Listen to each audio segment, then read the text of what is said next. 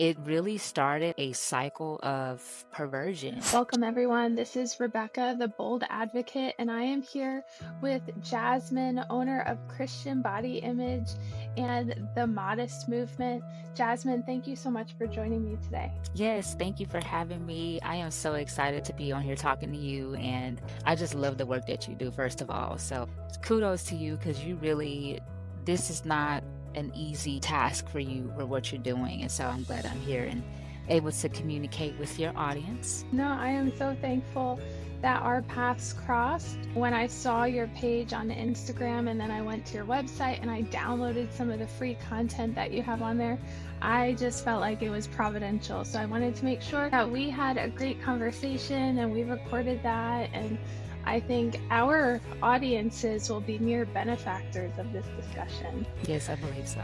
So I wanted to introduce a story to the Bold Advocate Network, and this is one that touches very close to home for me personally, because as many of you know, I was desensitized at a very, very young age to things like pornography and explicit materials and drugs and alcohol and all kinds of stuff, right? And there are a lot of consequences, lifelong consequences that happen as a result to people, children being desensitized young. And so I wanted to bring Jasmine on and share a story that is actually kind of similar to my own story. So we can learn from this a very common pattern of raising kids, and that is exposing them to material at way too young of an age. Jasmine, that happened to you, is that right? Yeah, at the age of 4. Tell me what happened at age 4. What was your lifestyle like, and how were you exposed? So I was raised in a two-parent home for the most part, and my parents were fairly young. My dad was 20, maybe 27, 28, something like that.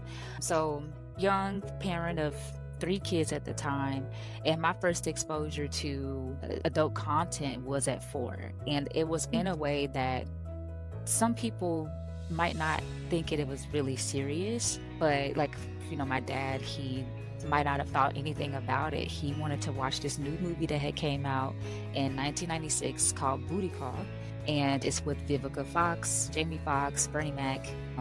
I had never watched it again. I just don't really consume content like that anyway, so I never really watched it again. But he set us all down to watch this movie with him, and from my point of view as a parent now, I would think like maybe he just wanted us all to be in the living room with him. He's a family man, so he likes us all together, but it just was not the right movie. Definitely not. We should have watched, like, I don't know, the Disney Channel or something together. But so he had it on, and I remember the scenes I was looking at. So in the middle of the movie, I didn't even stay to the whole ending of it. I went to my bedroom and I got a stuffed animal for my bed, and I started doing what I was seeing on the screen. And I remember that so vividly, and I believe God wanted me to remember that so that I can share with other parents and share with other people how that impacted me as a child. It really started a cycle of perversion just from watching a rated R movie. Thank you for sharing that and for your vulnerability in sharing that. I know it's not easy to share things like that. I remember as a kid a similar situation happening where I was exposed to material very young, and I had a life-size teddy bear, and I went and lived out that with a life-size teddy bear.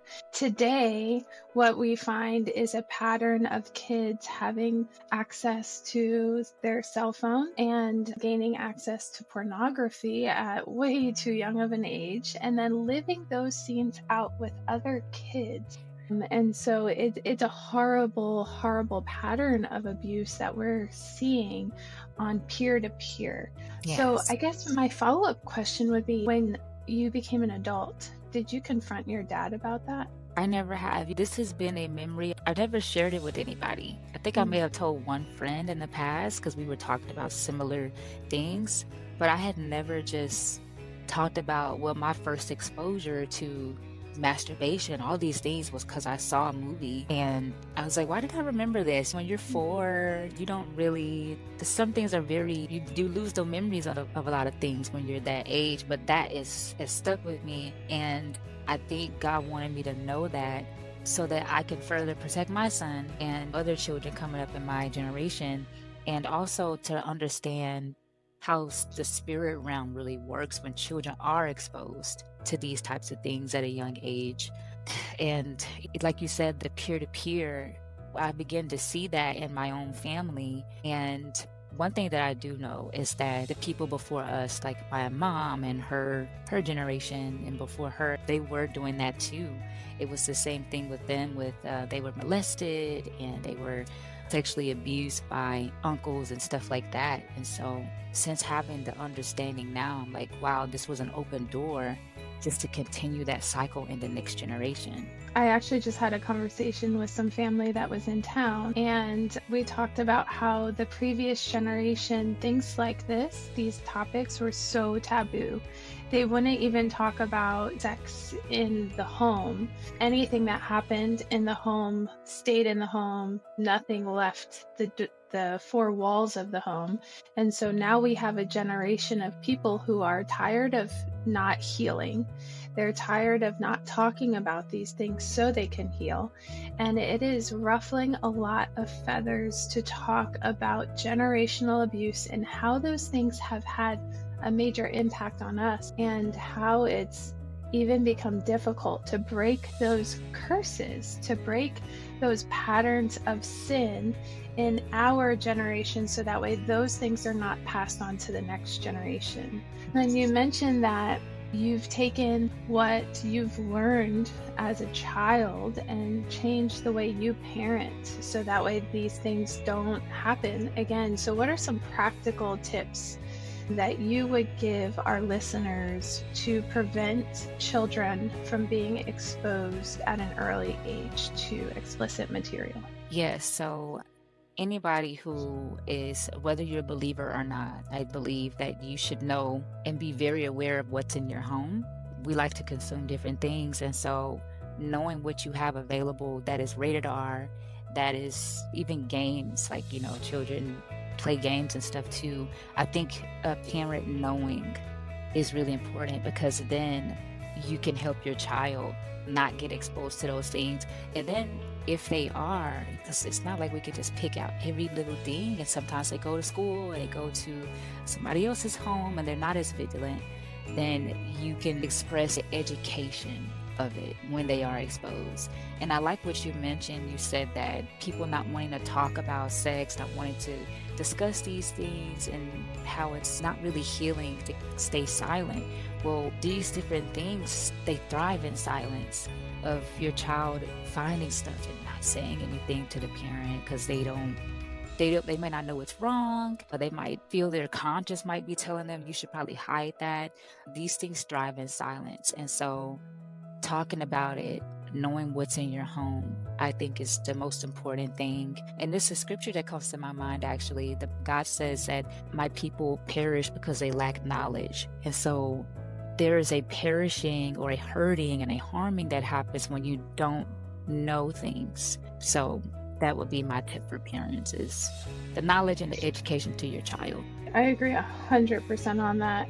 We've always tried to have age-appropriate conversations with our children at a very, very, very young age. So that way they would know if someone's making them feel uncomfortable, how to respond, right? A lot of times, especially in the Christian community, we teach our kids to obey their elders no matter what. But what happens if their elders put on something inappropriate, or God forbid, right, touches them inappropriately? Do they still obey their elders, or do they express to them that they're being made uncomfortable? And there's no shame in that. Right. And so, Jasmine, thank you so much for sharing your story with our listeners today. I want to encourage everyone to go check out Jasmine's website. Jasmine, tell us a little bit about some free resources that you have available and your website.